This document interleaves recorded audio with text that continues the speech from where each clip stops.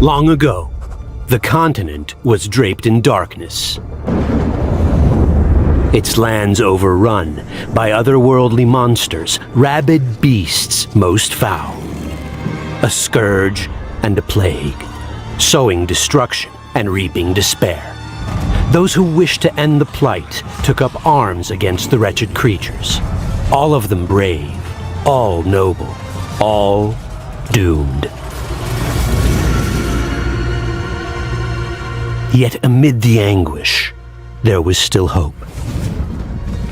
Allure and Liliana, mages committed to ridding the world of all its horrors. They knew magic alone could not solve the problem. Those wielding it were too few. The infestation too vast. And so they turned to science, envisioning a way to use mutation to their advantage, to create exceptional beings without fear or weakness. Their bodies imbued with the very essence of the beasts they would vanquish. Yet, for this, Allure and Liliana needed to deepen their understanding of mutagens and turn theory into practice, no matter the terrible cost. Allure and Lily, eager to see years of research come to fruition, were finally spurred to action by a chance encounter. In a nearby village, a brute of a man had been sentenced to death, yet he did not find his fate at the end of the hangman's rope. Instead, the mages purchased his life, for he was the perfect vessel for their experiment. Sure of their science, they promptly began sedating the man and flooding his veins with myriad concoctions. As expected, the subject mutated, but most violently so.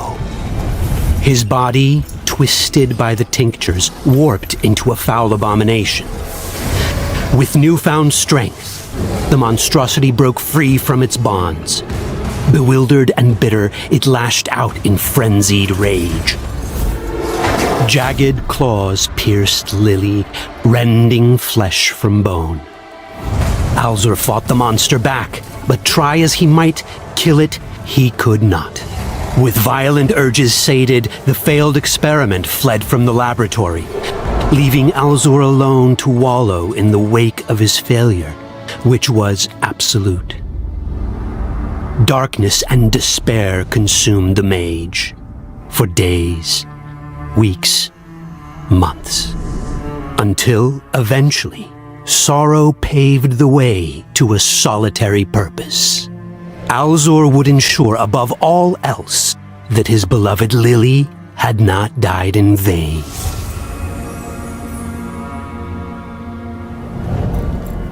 During an excursion north, Allure, cursed by an insatiable curiosity, found himself pursuing the mystery behind a series of suspicious deaths.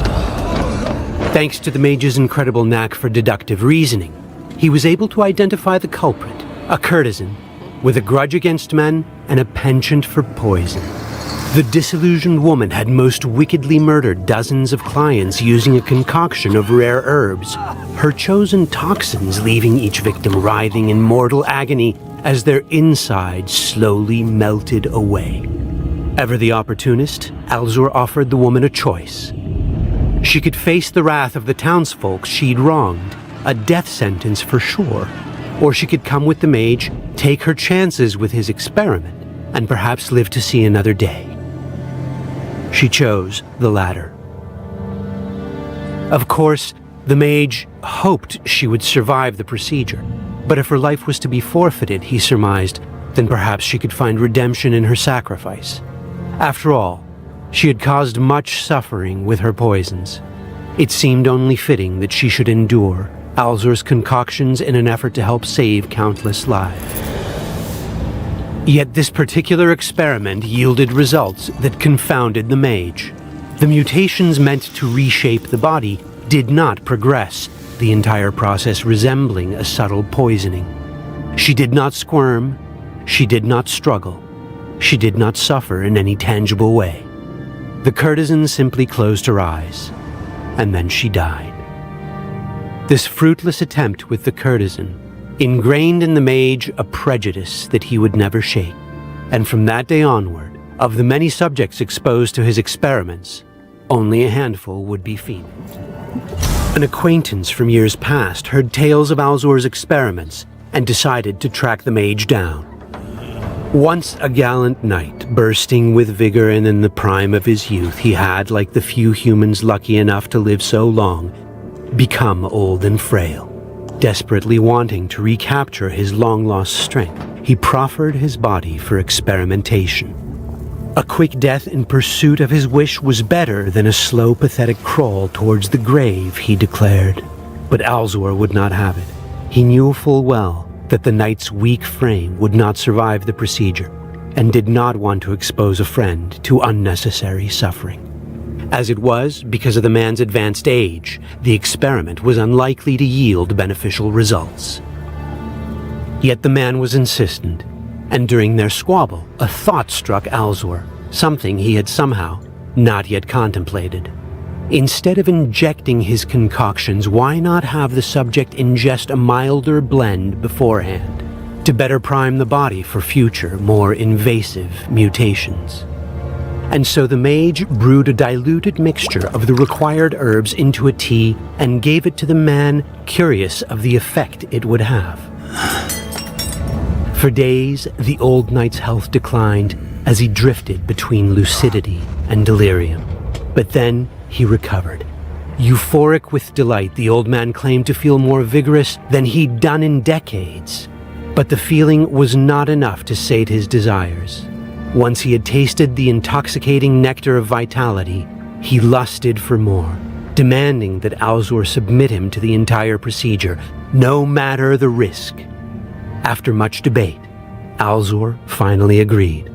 Unfortunately, the experiment ended precisely as he had predicted. A malignant plague known as the Wheezing Death had swept through a small hamlet in the hills. Arriving in search of new candidates for his research, Alzur discovered the devastation left in the scourge's wake. Everyone, it seemed, had already perished, save one. A young boy, sulking amid the corpses of his kin, was somehow still alive, albeit evidently quite sick and deteriorating fast. Without intervention, the boy's fate was surely sealed, and so Alzur, unsure of what else to do, took the orphan with him. Whilst the Mage's mutations could provide salvation for the ailing child, Alzur did not wish to subject the boy to a painful end if he didn't have to.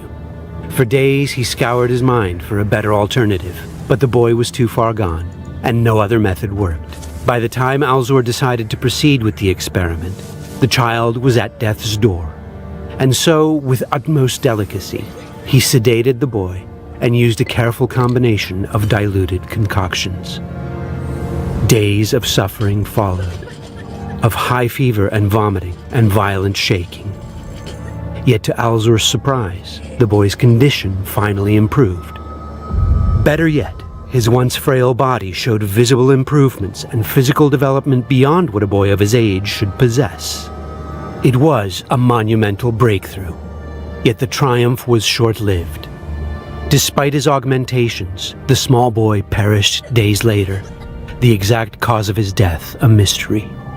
Though crestfallen, the glimpse of success ignited hope within the exhausted Mage, and while he did not yet want to admit it, he had in that moment discovered the secret to a favorable mutation: youth.